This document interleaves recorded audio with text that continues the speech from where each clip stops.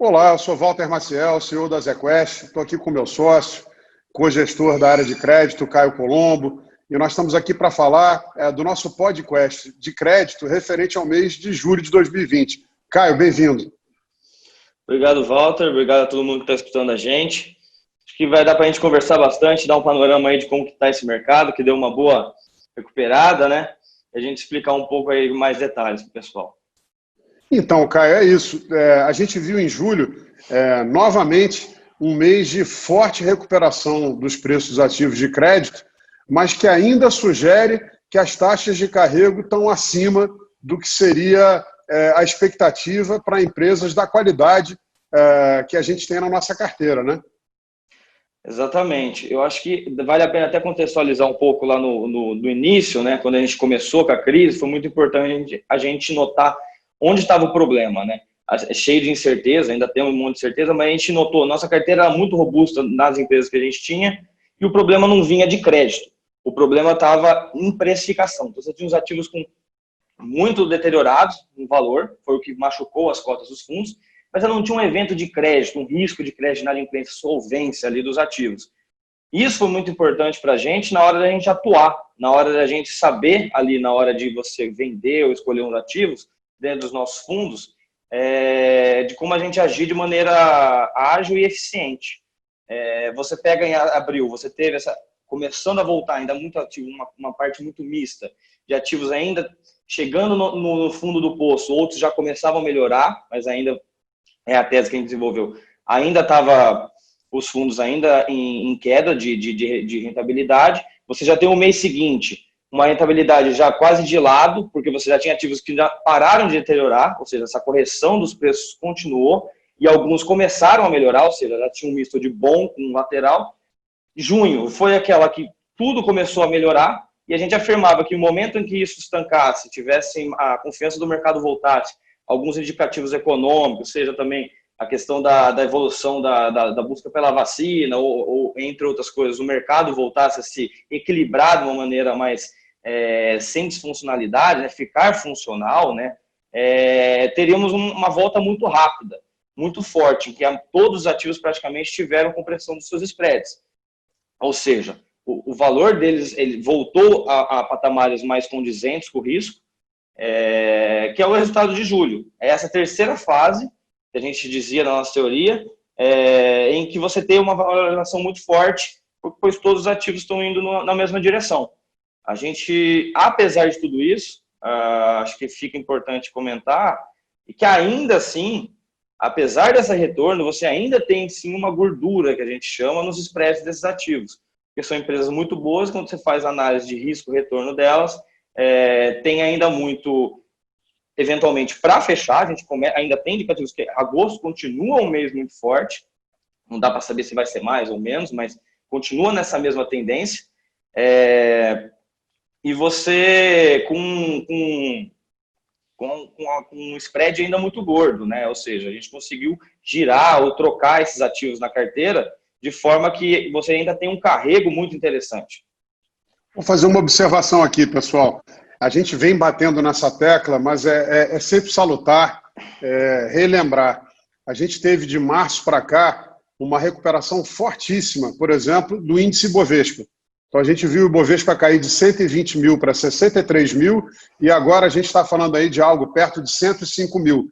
Então de lá para cá a Bolsa se valorizou em quase 50%. Uma queda de juros também muito forte.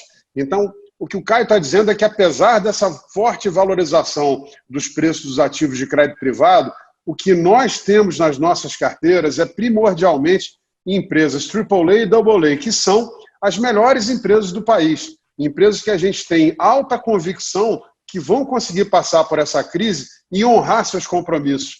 Portanto, seria muito mais razoável que a gente visse no mercado de crédito privado, especialmente nessas empresas, uma recuperação mais rápida e mais forte. Só que, como o Caio está marcando aqui, eu acho que é importante, não foi eminentemente uma crise de crédito, foi uma crise de liquidez. E a gente sai dessa crise com uma melhoria institucional muito grande, que é a capacidade do Banco Central no futuro de poder intervir nesse mercado.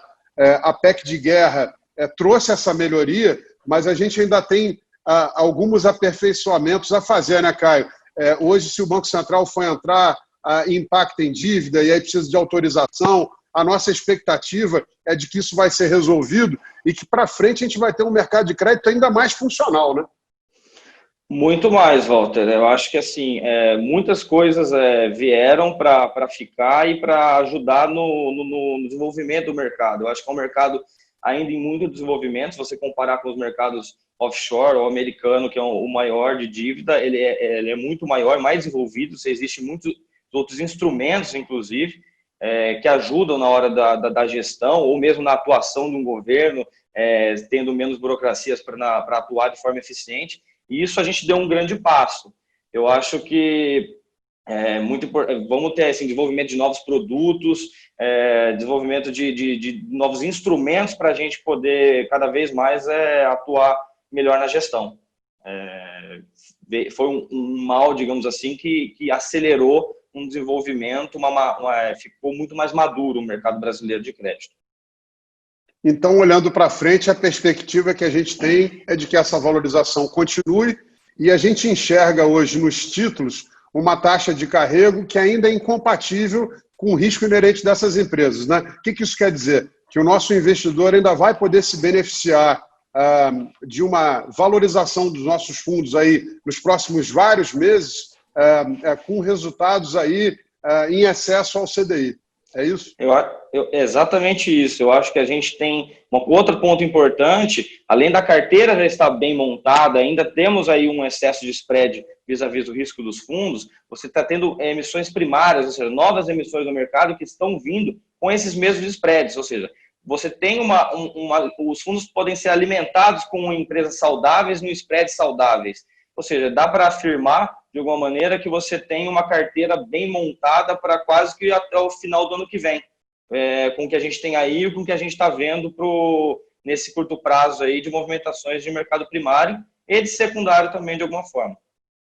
Bom, para o nosso ouvinte, para quem está assistindo esse podcast, o Caio acabou de tocar um ponto fundamental. O que ele está dizendo é o seguinte: não é só quem está hoje dentro do fundo que vai se beneficiar de títulos que estão descontados, porque se esse fosse o caso, se o fundo começasse a receber novos investimentos, essa taxa seria diluída.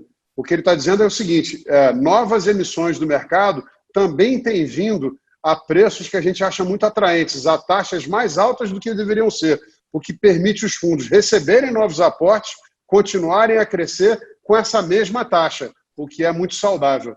Acho que é isso, né, Caio? Acho que a gente conseguiu dar uma bela passada aí pelo cenário de crédito. Alguma coisa que você quer aí dizer aí para se despedir?